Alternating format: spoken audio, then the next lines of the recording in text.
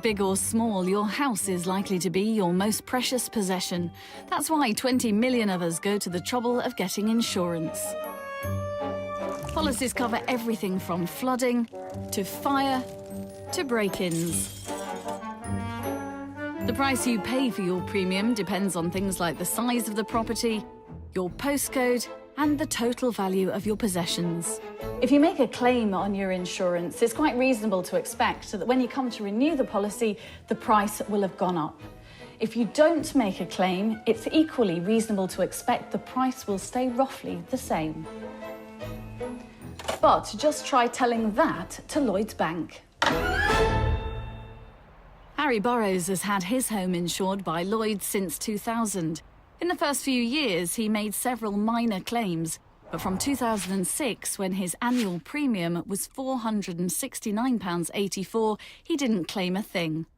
At the end of every year, he allowed the bank to auto-renew the policy on his behalf, paying little attention to how much his payments were changing each time. But as daughter-in-law Jo discovered, that was, unfortunately, a mistake, because the yearly cost has now risen to almost £900. I couldn't believe my eyes. I actually said, have you got the crown jewels here, Harry, and I don't know about it? You know, I just couldn't believe it. Over the 8 years, the rise from £470 to £871 works out as a rise of 85%.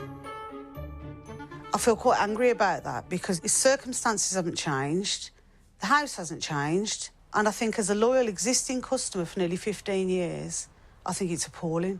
To be with them for so long and to pay so much is, well, I'm shocked. I'm just absolutely disgusted with them. But what excuse could Lloyds have? Has insurance gone up for everyone in that time?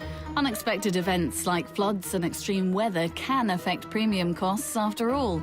Price changes across the industry are measured using the AA British Insurance Premium Index.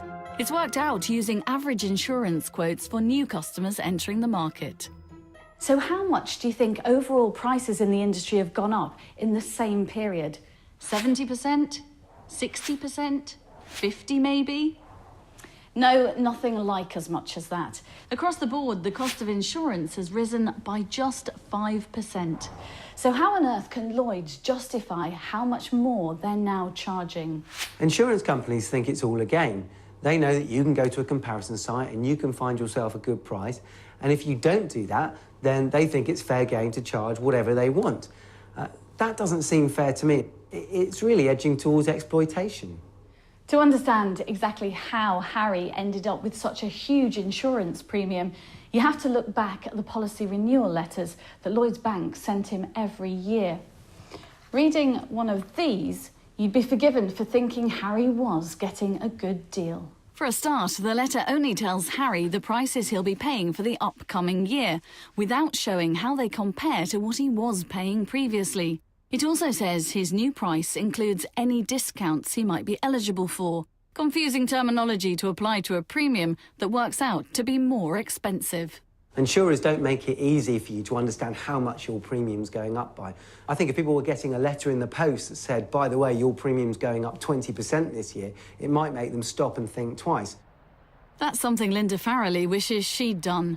After making a claim on her home insurance in 2007, Lloyds set her premium at £426. She's let the bank automatically renew her policy every year since.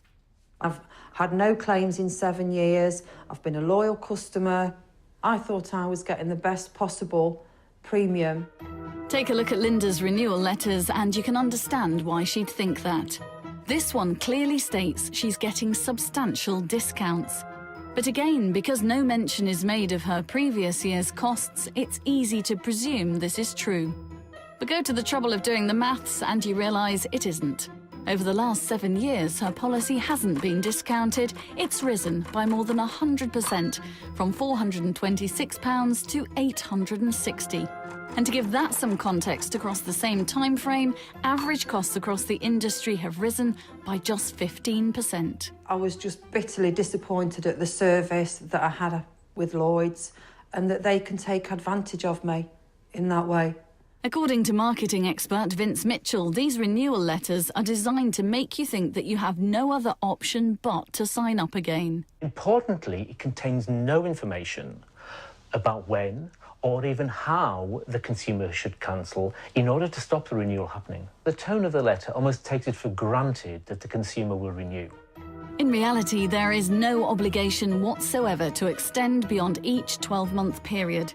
And as Harry and Linda have now finally discovered, there are plenty of other insurers out there willing to insure at a fraction of the cost. What Lloyds have done is they've lost Harry, because Harry's now found another insurance company, and instead of being paying £72 a month, he now only has to pay £23 a month.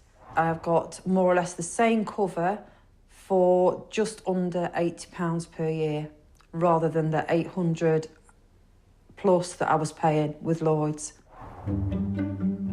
But is it right that Harry and Linda have had to go elsewhere for a fair deal on their home insurance? Shouldn't Lloyds Bank be rewarding their loyalty instead of penalising it? It really is the Wild West out there. There is no reward for loyalty.